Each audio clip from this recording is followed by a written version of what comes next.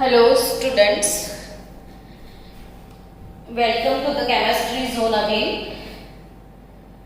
आज का टॉपिक है प्रोडक्ट ऑब्टेन बाय इलेक्ट्रोलिसिस। कौन सा टॉपिक है बच्चों? Product obtain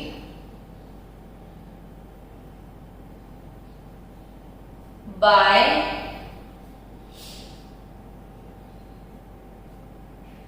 electrolysis. बहुत सारे ऐसे टॉपिक हैं केमिस्ट्री में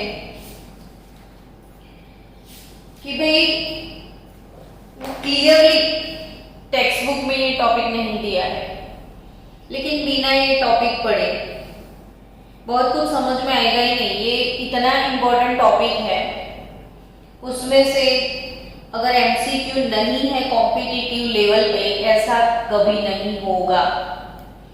तो हमेशा स्मार्ट वर्क करो। जो फोकसिंग टॉपिक है उसको बहुत अच्छे से सुनो, समझो। अच्छा है ना, आपके पास वीडियो भी है, तो ये वीडियो थ्रू पूरा टॉपिक बार बार रिवाइज करना।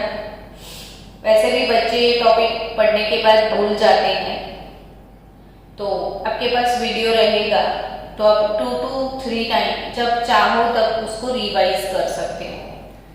सो ये बहुत अच्छा टॉपिक है इलेक्ट्रोलिसिस, जो कि हमको स्टार्ट करना है। इसमें भी बहुत सारे सम्स आने वाले हैं। सबसे पहला क्वेश्चन तो आपको ये होगा कि डिफरेंस इलेक्ट्रोकेमिकल सेल और इलेक्ट्रोलिटिक सेल के बीच में कौन सा है? ये इलेक्ट्रोलिसिस क्या होता है? तो अब तक आपने ये वाले चैप्टर में जो भी सेल पढ़े थे वो इलेक्ट्रोकेमिकल सेल थे। वो कैसे सेल थे बच्चों? Electrochemical cell. अब हम दूसरी बात करने के लिए जा रहे हैं, वो है इलेक्ट्रोलाइटिक सेल। इलेक्ट्रोलाइटिक सेल और इलेक्ट्रोकेमिकल सेल, उसके बीच में बेसिक डिफरेंस क्या है वो समझते हैं। जैसे 10th में आपने पढ़ा था कि मोटर और जनरेटर, मोटर और जनरेटर के बीच में बेसिक डिफरेंस क्या था कि जो जनरेटर था हम कब यूज करते हैं? जब इलेक्ट्रिसिटी चली जाती है, तब इलेक्ट्रिसिटी जनरेट करने के लिए जनरेटर यूज किया जाता है। यानी कि mechanical energy converts into electrical energy. जबकि मोटर क्या है? तो हमारे घर में अगर इलेक्ट्रिसिटी है तो हम फैन का मोटर या वॉशिंग मशीन का मोटर या फिर कोई भी चीज का मोटर हम कब चला सकते हैं? जब हमारे पास इलेक्ट्रिसिटी होती है। यानी electrical energy converts into mechanical energy. वैसे ही यहां पे इलेक्ट्रोकेमिकल सेल और इलेक्ट्रोलिटिक सेल डिफरेंस क्या है वो आपको समझा दो वन वर्ड में। तो चलो, हमने चैप्टर के स्टार्टिंग में गैल्वेनिक सेल बनाया था, ठीक है? कैसे बनाया था? तो फास्ट थोड़ा रिवीजन कर लो कि हमारे पास 2 वेसल थे। इसमें हमने एज अ एनोड जिंक का स्ट्रिप रखा हुआ था। तो जिंक का जो स्ट्रिप था वो जिंक सल्फेट के सॉल्यूशन में था। फिर कॉपर स्ट्रिप लिया गया था, वो कॉपर सल्फेट के सॉल्यूशन में था। दोनों को कनेक्ट किया गया था। करंट आता है या नहीं वो चेक करने के लिए पोटेंशियोमीटर, एमीटर, गैल्वेनोमीटर वो सब समझाया हुआ है आपको। तो सेल पोटेंशियल अगर मेजर करना है तो पोटेंशियोमीटर। करंट आपको करंट फ्लो हो रहा है, यानी तो एमीटर और गैल्वेनोमीटर डायरेक्शन के लिए। सो ये जिंक सल्फेट और कॉपर सल्फेट का जो सॉल्यूशन है, तो हुआ क्या था, तो ये दोनों जो मेटल के स्ट्रिप थे उनकी इलेक्ट्रॉन गेन करने की टेंडेंसी अलग अलग थी। किसी ने लूज कर लिया, किसी ने गेन कर लिया और बैटरी बन गया।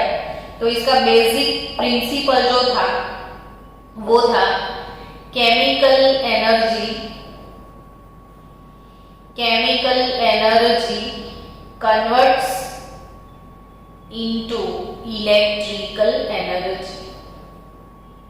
Chemical energy converts into electrical energy. जबकि व्हाट इज इलेक्ट्रोलिटिक सेल, तो आपने 10th में ऐसा कुछ पढ़ा था कि इसमें एक ही वेसल है। देखो इसमें 2 वेसल होते हैं, इसमें एक ही वेसल में एक ही सॉल्यूशन होता है, या 2 वेसल में 2 सॉल्यूशन होते हैं। कॉपर सल्फेट के सॉल्यूशन में कॉपर के ही इलेक्ट्रोड डाल दिए थे हमने, और यहाँ पे हमने बैटरी लगाना पड़ता है, यानी इलेक्ट्रिक एनर्जी यहाँ पे हम खुद उसको प्रोवाइड करेंगे। यहाँ पे इलेक्ट्रिकल एनर्जी हमको गेन करना है, ये खुद बैटरी है, इसको बैटरी लगाना पड़ता है। और जब इलेक्ट्रिकल एनर्जी यहाँ पे दिया तो प्रिंसिपल क्या हो गया, electrical energy converts into chemical energy. दोनों का प्रिंसिपल चेंज है, देखो ध्यान से। तो यहाँ पे बैटरी का ये जो बड़ा वाला पोल दिखता है ना वो प्लस, और छोटा वाला पोल है ना वो माइनस होता है। और जो बड़ा वाला पोल है वो एनोड, मतलब जो बैटरी के पॉजिटिव पोल के साथ कनेक्ट होता है वो एनोड, नेगेटिव पोल के साथ कनेक्ट होता है वो कैथोड। यानी एनोड पॉजिटिव, कैथोड नेगेटिव। यहाँ पे एनोड नेगेटिव, कैथोड पॉजिटिव होता है। तो डिफरेंस एक एक पॉइंट में आपको बता दूं। सबसे पहला डिफरेंस तो मैंने बता दिया कि भाई chemical energy is transferred to electrical energy in this cell, and यहाँ पे electrical energy is transform to chemical energy in this cell. Second thing, ये वाला जो रिएक्शन है वो स्पॉन्टेनियस रिएक्शन है, अपने आप होता है, ये अपने आप नहीं होता है, तो ये नॉन स्पॉन्टेनियस है। ये स्पॉन्टेनियस होता है, ये नॉन स्पॉन्टेनियस होता है। यानी यहाँ पे स्पॉन्टेनियस रेडॉक्स रिएक्शन की वजह से इलेक्ट्रिकल एनर्जी मिलता है, यहाँ पे नॉन स्पॉन्टेनियस रेडॉक्स रिएक्शन होता है। Electric energy does not take place on its own, हमको सप्लाई करना पड़ता है। थर्ड डिफरेंस की बात करूं तो generally 2 electrodes are generally into different vessels. 2 electrodes are generally into different vessels. अभी मैंने बोल दिया यहाँ पे both the electrodes are dipped in the same vessel and containing same solution of electrolytes और molten salt। यहाँ पे molten salt भी हो सकता है, इलेक्ट्रोलिटिक सॉल्यूशन जो है वो मोल्टन स्टेट में भी हो सकता है, या एक्वियस मीडियम में भी हो सकता है, या किसी में भी डिसॉल्व किया हुआ होता है। फोर्थ डिफरेंस अगर मैं आपको बताऊं तो the electrode on which reduction occurs is called cathode. जहां पे रिडक्शन होता है वो कैथोड, जहां पे ऑक्सीडेशन होता है वो एनोड।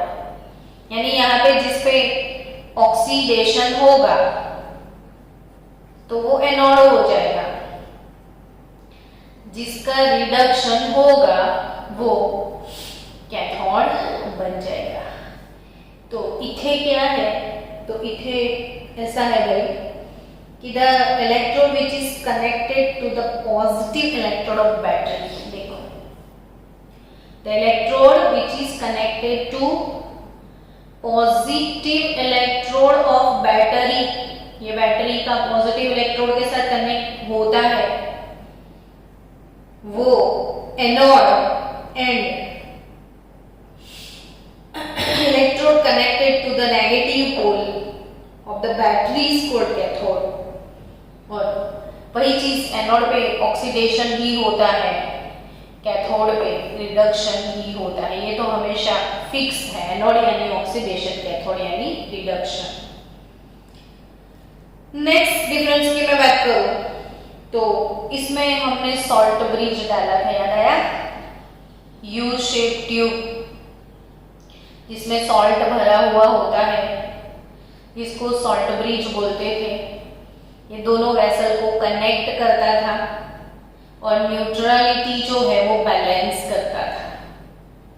तो ये कनेक्टिविटी और न्यूट्रलिटी के लिए सॉल्ट ब्रिज इसमें होता है, और यहाँ पे कोई सॉल्ट ब्रिज की रिक्वायरमेंट नहीं है, only electrodes are required here.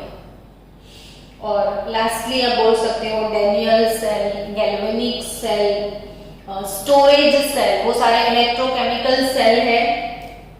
और इलेक्ट्रोप्लेटिंग और इलेक्ट्रो रिफाइनिंग वो इलेक्ट्रोलिटिक सेल है। इलेक्ट्रोप्लेटिंग की बात है, ये कॉपर, इम्प्योर कॉपर यहाँ पे रखते हो, प्योर कॉपर, तो ये रिफाइनिंग का फंडा है। तो इलेक्ट्रोप्लेटिंग और इलेक्ट्रो रिफाइनिंग जो सेल है वो इलेक्ट्रोलिटिक सेल है। इलेक्ट्रोलिटिक यानी इलेक्ट्रोलिसिस क्या हो गया, वो आई थिंक आपको थोड़ा बहुत क्लियर हो गया कि इलेक्ट्रिकल एनर्जी प्रोवाइड करना पड़ता है, और due to electrical energy we will get chemical energy. So शुरू करते हैं इलेक्ट्रोलिसिस। इलेक्ट्रोलिसिस ये टॉपिक जो है हमारा प्रोडक्ट ऑब्टेन बाय इलेक्ट्रोलिसिस वाला शायद 3 लेक्चर में कवर होगा। इसमें भी बहुत सारे सम्स हैं। वैसे चैप्टर 3 जो है वो सम बेस्ड चैप्टर है, यानी चैप्टर 3 में से सम्स बोर्ड में ना आए वैसा नहीं होगा, होते ही है। तो चलो धीरे धीरे समझते हैं इलेक्ट्रोलिसिस होता क्या है। तो electrolysis is also redox reaction. In electrolysis we know that electrical energy converts into chemical energy. The apparatus used for electrolysis is called electrolytic cell. इसको क्या बोलोगे आप? Electrolytic cell. When electric current passed through an aqueous solution of electrolyte, तो यहाँ पे aqueous और molten. Molten क्या होता है कि जिसको बहुत ज्यादा हीट प्रोवाइड करके मेल्ट किया जाता है, जैसे सॉल्ट है, तो सॉल्ट को आप पानी में डाल दोगे तो सॉल्ट पानी में डिसॉल्व हो जाएगा, तो वो हो गया एक्वियस फॉर्म। लेकिन सॉल्ट को पानी में नहीं डालना है। सॉल्ट का जब तक मेल्टिंग पॉइंट ना आए तब तक उसको हीट प्रोवाइड करो, गर्म करो, और वो लिक्विड में हो जाए तो वो मोल्टन NaCl हम बोलते हैं। तो यानी सब्सटेंस को एक्स्ट्रा हीट प्रोवाइड करके मेल्ट किया जाए तो मोल्टन भी ले सकते हैं यहाँ पे, या फिर पानी में डिसॉल्व करके लो तो विच इज एक्वियस। तो यहाँ पे मोल्टन और एक्वियस इलेक्ट्रोलाइट सॉल्यूशन जो है, वेट फॉर 1 मिनट।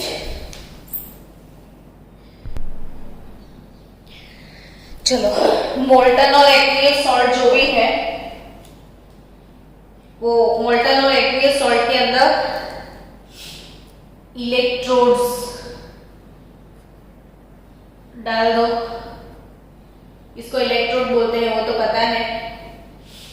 एंड उसके बाद उसको बैटरी से कनेक्ट किया जाता है, इलेक्ट्रिकल एनर्जी सप्लाई होती है और कोई ना कोई प्रोडक्ट हमको एनोड और कैथोड पे मिलता है, तो इसको बोलते हैं हम इलेक्ट्रोलिसिस। तो इलेक्ट्रोलिसिस ऐसे किया जाता है। सपोज मैंने pure water H2O, pure water हालांकि इलेक्ट्रिसिटी कंडक्ट नहीं करेगा, तो थोड़ा बहुत उसको एसिडिक बनाना पड़ता है। It is poor conductor of electricity. क्यों? तो आगे हम पढ़ने वाले हैं, क्योंकि electrolysis generally depends upon the number of ions. और आपको पता है कि H2O प्लस H2O, अभी अभी हमने आयोनिक प्रोडक्ट ऑफ वाटर ऐसे सम्स पढ़े थे, KW। Ionic product of water को KW मैंने सिखाया था। तब मैंने सिखाया कि H2O plus H2O self ionisation of water. पानी जो है उसका सेल्फ आयोनाइजेशन होता है, तो उसमें से H3O प्लस और OH माइनस प्रोड्यूस होते हैं। हाइड्रोनियम आयन और हाइड्रोक्सिल आयन प्रोड्यूस होते हैं H2O प्लस H2O से। तो पानी का जब सेल्फ आयोनाइजेशन होता है तो इसमें हाइड्रोक्सिल और हाइड्रोनियम आयन जो है उसका कंसंट्रेशन बहुत कम होता है। ये मैंने पढ़ाया हुआ है 10⁻⁷ molar, 10⁻⁷ molar, which is very low. और इतना कम कंसंट्रेशन, इसमें बहुत कम आयन है, और इलेक्ट्रोलिसिस आयन की वजह से होता है। हम धीरे धीरे आगे सीख रहे हैं। तो आयन बहुत कम है, इसलिए वो इलेक्ट्रिसिटी कंडक्ट नहीं कर पाता। तो pure water is a poor conductor of electricity, याद रखना ये पर। तो इलेक्ट्रोलिसिस किया जाए, थोड़े एसिड के ड्रॉप डालने पड़ते हैं इसमें, या कोई भी सॉल्ट थोड़ा सा डाल दो जिसकी वजह से उसमें आयंस बढ़ जाए। तो वैसे पानी को अगर हम प्लेटिनम इलेक्ट्रोड, दोनों इलेक्ट्रोड आप प्लेटिनम के डाल दो, बैटरी लगा दो, इलेक्ट्रोलिसिस प्रोसेस को फॉलो करो। अब क्वेश्चन होगा मन में कि पानी का इलेक्ट्रोलिसिस करेंगे तो प्रोडक्ट क्या मिलेगा हमको। तो आप सोचो, वाटर इलेक्ट्रोलिसिस से प्रोडक्ट क्या मिलेगा। तो जब भी ये क्वेश्चन बहुत आते हैं, इसका इलेक्ट्रोलिसिस किया, इसका किया, तो क्या प्रोडक्ट है, तो कॉमन लॉजिक यूज करो। जो भी सब्सटेंस का इलेक्ट्रोलिसिस आप करते हो, वो सब्सटेंस किन चीजों से बना हुआ है वो सोच लो, वही प्रोडक्ट। जैसे पानी है तो ऑब्वियस है, किसको भी पूछो वो बोल देगा आंसर। पानी कैसे बनता है तो सबको पता है, हाइड्रोजन गैस, ऑक्सीजन गैस, और दो गैस मिलके बनता है H2O लिक्विड। तो common answer, very cute answer, very easy answer कि इलेक्ट्रोलिसिस किया जाए पानी का तो H2 गैस मिलेगा और 1/2 मोल ऑक्सीजन गैस रिलीज होगा। जिस चीज से पानी बना है वो अपने रियल कंपोनेंट में डिवाइड हो जाएगा। तो H2 gas, oxygen gas, oxygen gas अ से स्टार्ट होता है, वो एनोड पे आएगा, और कैथोड पे अगर किसी गैस निकलती है कभी भी, तो हाइड्रोजन के सिवाय कोई गैस की ताकत नहीं है कि वो कैथोड पे आके दिखाए। एक अकेला ऐसा गैस है जो कैथोड पे निकलता है, वो सिर्फ और सिर्फ हाइड्रोजन। कभी हम नहीं बोल सकते एनोड पे ऑक्सीजन गैस निकला, सॉरी कैथोड पे। तो वाटर इलेक्ट्रोलिसिस होगा इलेक्ट्रोड थ्रू, तो कैथोड पे हाइड्रोजन गैस रिलीज होगा और एनोड पे ऑक्सीजन गैस रिलीज होता है। तो वैसे ही चलो एक इंपॉर्टेंट टॉपिक क्लियर कर लिया जाए। आपकी बुक में जो टॉपिक है ना, वो आपको रिदमेटिक नहीं दिए गए हैं। कोई टॉपिक आगे, कोई पीछे, जिसकी जरूरत आगे है वो पीछे है, पीछे जरूरत है वो आगे है। तो मैंने सारे टॉपिक को एक सीक्वेंस में अरेंज किया हुआ है। तो आपको पूरा मेरा चैप्टर सीक्वेंस में मिलेगा। सो डोंट वरी बुक में कहाँ है, मिल जाता है तो ठीक है, ढूंढ लेना। तो हम आज पढ़ने वाले हैं electrolysis product obtain bye electrolysis वो वाला टॉपिक पढ़ेंगे हम। तो इसमें सबसे पहले बात करें तो जो प्रोडक्ट है वो डिपेंड करती है नेचर ऑफ द इलेक्ट्रोड पे। आफ्टर इलेक्ट्रोलिसिस जो प्रोडक्ट हमको मिलने वाले हैं वो प्रोडक्ट किन चीजों पे डिपेंड करते हैं। एक तो है nature of electrode, nature of electrode, और दूसरी चीज है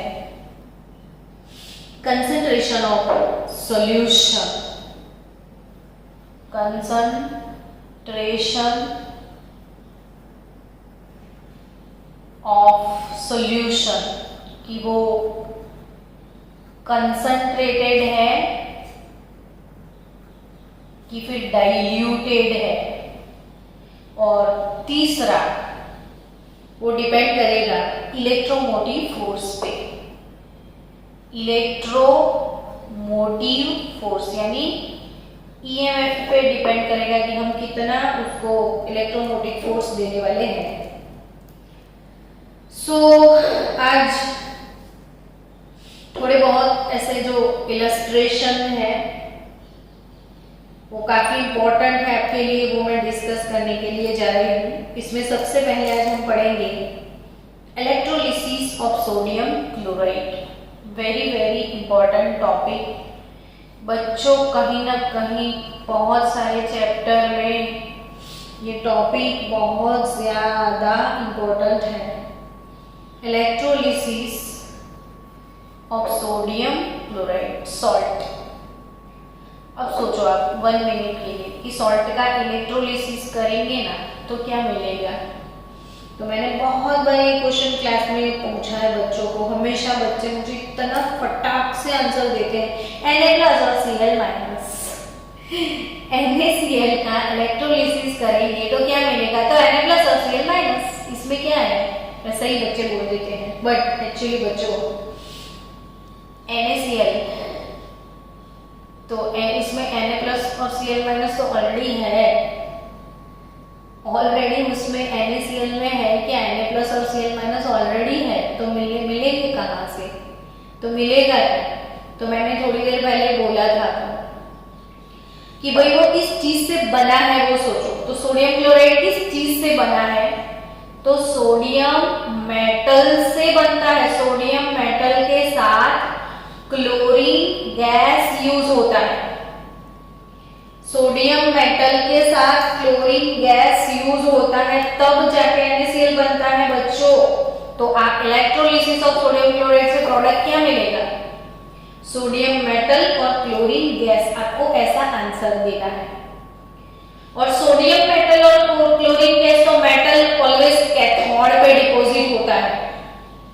तो कैथोड पे सोडियम मेटल और एनोड पे क्लोरीन गैस मिलेगा। वही चीज सीखते हैं। चलो इलेक्ट्रोलिसिस ऑफ सोडियम क्लोराइड। तो सबसे पहले इसमें 2 टाइप के सोडियम क्लोराइड होते हैं। एक है मोल्टन NaCl, यानी सोडियम क्लोराइड को पानी में नहीं डालना है, उसको गर्म करना है, बहुत ज्यादा मेल्ट करके इसको यूज करना है। तो मोल्टन NaCl। और दूसरा मोल्टन NaCl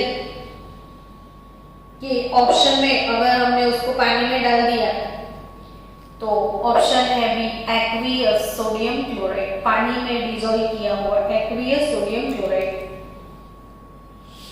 तो मोल्टन NaCl और एक्वियस सोडियम क्लोराइड। अब एक्वियस सोडियम क्लोराइड जो कि जिसको हम पानी में डिसॉल्व करते हैं तो बहुत कम डिसॉल्व किया है तो वो डाइल्यूट एक्वियस सोडियम क्लोराइड हो गया। और बहुत एक्सेस डिसॉल्व किया है जैसे सी वाटर, दरिया का पानी, जो दरिया का पानी है सी वाटर, जिसको ब्राइन सॉल्यूशन बोलना है, ब्राइन सॉल्यूशन। तो जो सी वाटर है, ब्राइन सॉल्यूशन है, और कंसंट्रेटेड एक्वियस NaCl भी इसको हम बोल सकते हैं। तो ये सारे वर्ड्स उसके लिए यूज होते हैं। तो ऐसा भी सोडियम क्लोराइड। तो हमको एक्चुअली मोल्टन NaCl का इलेक्ट्रोलिसिस पढ़ना है। फिर उसके बाद एक्वियस सोडियम क्लोराइड का इलेक्ट्रोलिसिस पढ़ना है और उसमें भी डाइल्यूट एक्वियस और कंसंट्रेटेड एक्वियस। तो चलो शुरू किया जाए। सबसे पहले इलेक्ट्रोलिसिस ऑफ मोल्टन NaCl। तो मोल्टन NaCl का मतलब है NaCl सॉलिड। NaCl सॉलिड, उसको बहुत ज्यादा हीट प्रोवाइड करोगे तो वो मिलेगा आपको Na प्लस लिक्विड और Cl minus liquid. Liquid position में मिलेगा, लिक्विड कंडीशन में मिलेगा आपको। एक्वियस नहीं लिखोगे आप क्योंकि आपने उसको हीट प्रोवाइड किया, मेल्ट किया है। अब बच्चे इसको इतना रट्टा मारते हैं कि ना पूछो। इसमें रट्टा मारने वाली कोई बात नहीं है, इतना इजी गोइंग टॉपिक है। सिर्फ बैठे बैठे नॉलेज अप्लाई करो, ऐसे सोते सोते ये समझ में आएगा। भाई इलेक्ट्रोलिसिस कैसे करना है, तो एक इलेक्ट्रोलिटिक सेल चाहिए। फिर क्या चाहिए, तो इलेक्ट्रोलिटिक सॉल्यूशन, तो वो तो आपने डाल दिया ना। मोल्टन NaCl, तो इसमें Na plus Cl minus radicals हैं बहुत सारे। अब क्या करना है आपको, तो इलेक्ट्रोड चाहिए। कौन से इलेक्ट्रोड आप इसमें डालोगे, तो कैथोड स्टील का और एनोड ग्रेफाइट का, वो याद रखना। एनोड इसका ग्रेफाइट है, एग्रोकेस्टी, मुझे तो ऐसे याद होता है, एग्रोकेस्टी में याद रखती हूँ। एग्रोकेस्टी यानी एग्रोकेस्टी एनोड ग्रेफाइट और कैस्टी कैथोड स्टील।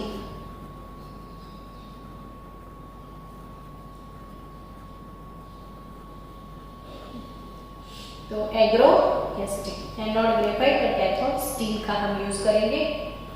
बैटरी उसको लगाएंगे बस। अब एनोड जो पॉजिटिव पोल है, कैथोड जो नेगेटिव पोल है। अब लॉजिकली आप खुद ही सोच सकते हो कि एनोड कैथोड पे क्या रिएक्शन होगी। तो एनोड पे क्या होता है, तो शांति से सोचो, तो हम लिख सकते हैं ना ऑक्सीडेशन। कैथोड पे क्या होता है, तो बड़े आराम से हम लिख सकते हैं ना रिडक्शन, है ना। तो एनोड पे क्या होगा, ऑक्सीडेशन। कैथोड पे क्या होगा, रिडक्शन। बस अब आपको क्या सोचना है कि एनोड पे, तो इसमें है क्या, नेगेटिव क्लोराइड और पॉजिटिव सोडियम। तो पॉजिटिव साइड जो पॉजिटिव इलेक्ट्रोड होता है वहां पे कौन जाता है, नेगेटिव आयंस। पॉजिटिव की तरफ कौन जाता है, नेगेटिव जाते हैं कि नहीं। तो पॉजिटिव इलेक्ट्रोड पे क्लोराइड जाएंगे कि नहीं, नेगेटिव पे पॉजिटिव लोग आ जाएंगे। कैथोड पे पॉजिटिव, मेटल ऑलवेज पॉजिटिव होती है इसीलिए वो हमेशा कैथोड पे आती है। तो कैथोड पे मेटल आ जाएगी Na प्लस, एनोड पे क्लोरीन आ जाएगा Cl माइनस। ऑक्सीडेशन और रिडक्शन का मतलब आपको पता है। रिडक्शन यानी कि इलेक्ट्रॉन को गेन करना है, तो Na प्लस इलेक्ट्रॉन गेन करेगा। Na लिक्विड इलेक्ट्रॉन गेन करके Na सॉलिड में, यानी ये इसकी सरफेस पे सोडियम डिपॉजिट हो जाएगा। ये जो इलेक्ट्रोड है ना उसकी सरफेस पे सोडियम मेटल डिपॉजिट हो जाएगा और यहाँ पे गैस बन के निकल जाएगा क्लोरीन, क्योंकि उसका ऑक्सीडेशन होना है, यानी इसको इलेक्ट्रॉन लूज करना है। तो वो half mole chlorine gas produce करेगा। क्या करेगा, वो half mole chlorine gas produce करेगा। अब सोचो, तो आपको क्या प्रोडक्ट मिली, तो Na plus liquid plus Cl minus liquid, electron electron cut gives sodium solid at cathode और क्लोरीन गैस एट एनोड। आपका आंसर ऐसे होना चाहिए कि कैथोड पे सोडियम मेटल मिलता है और एनोड पे क्लोरीन गैस मिलता है। तो ये हो गया इलेक्ट्रोलिसिस ऑफ मोल्टन NaCl। इसके नेक्स्ट लेक्चर में हम आज पढ़ेंगे इलेक्ट्रोलिसिस ऑफ डाइल्यूट NaCl और फिर